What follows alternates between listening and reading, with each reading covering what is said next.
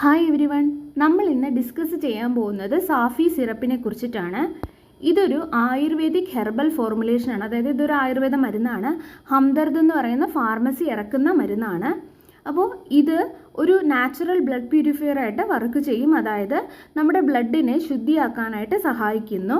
അതായത് നമ്മുടെ ബ്ലഡിൽ എന്തെങ്കിലും ടോക്സിൻസ് ഒക്കെ ഉണ്ടെങ്കിൽ അതിനെയൊക്കെ എലിമിനേറ്റ് ചെയ്തുകൊണ്ട് ബ്ലഡിനെ ശുദ്ധിയാക്കുന്നു.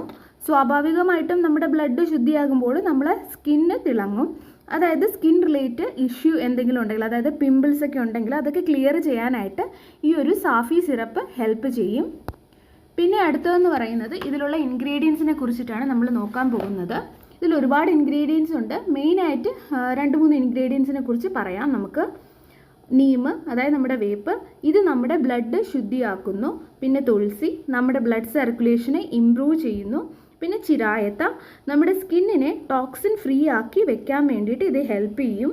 അതുപോലെ തന്നെ സെന്നയാണ്. സെന്ന നമ്മുടെ വയറിനെ ശുദ്ധിയാക്കുന്നു.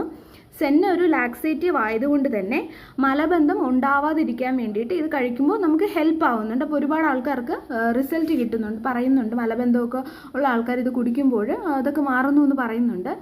പിന്നെ ഇനി നമുക്ക് ഇതിൻ്റെ ഡോസ് നോക്കാം. ഇതിൻ്റെ ഡോസ് എങ്ങനെയാണെന്ന് വെച്ചിട്ടുണ്ടെങ്കിൽ ഒരു ദിവസം ഒരു പ്രാവശ്യം 10 ml 2 ടീസ്പൂണ്, ഒരു ഗ്ലാസ്, അതായത് 10 ml എന്ന് പറഞ്ഞാൽ 2 ടീസ്പൂണ് ഒരു ഗ്ലാസ് വെള്ളത്തിൽ മിക്സ് ചെയ്ത് ആണ് ഡോസ് പറയുന്നത്. പിന്നെ നിങ്ങളുടെ കണ്ടീഷനൊക്കെ അനുസരിച്ചിട്ട് നിങ്ങളുടെ ഡോക്ടർ തീരുമാനിക്കും. പിന്നെ ഇനി നമുക്ക് ഇതിൻ്റെ സൈഡ് ഇഫക്ട്സ് എന്തെങ്കിലും ഉണ്ടോ എന്ന് നോക്കാം. സാധാരണയായിട്ട് ഇതിനങ്ങനെ സൈഡ് ഇഫക്ട്സ് ഒന്നും ഇല്ല, പക്ഷേ എങ്കിലും നോർമലായിട്ടുള്ള കുറച്ച് കാര്യങ്ങളുണ്ട്. അതെന്താണെന്ന് നമുക്ക് നോക്കാം. ഒന്നാമത്തേത് സ്റ്റൊമക്ക് അപ്സെറ്റ് ആണ്. അതായത് നമ്മൾ കൂടുതലായിട്ട് എന്തെങ്കിലും കഴിക്കുകയോ അങ്ങനെയൊക്കെ ചെയ്തിട്ടുണ്ടെങ്കിൽ ചിലപ്പോൾ മൈൽഡായിട്ട് എന്തെങ്കിലും വയറിൽ ഡിസ്കംഫേർട്ട് വരാനുള്ള സാധ്യതയുണ്ടെന്ന് പറയുന്നു. പിന്നെ രണ്ടാമത്തേത് discolouration of urine and stool എന്നാണ്. അതായത് യൂറിനും സ്റ്റൂളിലും ഒക്കെ കളർ വ്യത്യാസം വരുന്നതാണ്. ഇത് നോർമലാണ്. അത് സാഫി കുടിക്കുന്നത് കൊണ്ട് മാത്രമാണ്. പിന്നെ ഇത് ഹാംലെസ് ആണ്, ഇത് പ്രശ്നമൊന്നുമില്ല. പിന്നെ മൂന്നാമത്തേത് അലർജിക് റിയാക്ഷൻസ് ആണ് പറയുന്നത്. അത് വളരെ റെയർ ആയിട്ടുള്ള കേസസിൽ ചില ഇൻഡിവിജ്വൽസിനൊക്കെ, ചില ആൾക്കാർക്കൊക്കെ ചില ഹെർബൽ കമ്പോണൻസ് അലർജിക്കായിട്ട് കാണാറുണ്ട്. അങ്ങനെയുള്ള കേസസിൽ അവരെടുക്കുമ്പോൾ അവർക്കിങ്ങനെ വന്നിട്ടുണ്ട്, അത് റിപ്പോർട്ട് ചെയ്തിട്ടുണ്ട്. അതാണിത് പറയുന്നത്.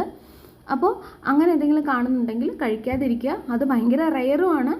അപ്പോൾ ഇതാണ് നമ്മൾ സാഫി സിറപ്പിനെ കുറിച്ചിട്ട്. താങ്ക്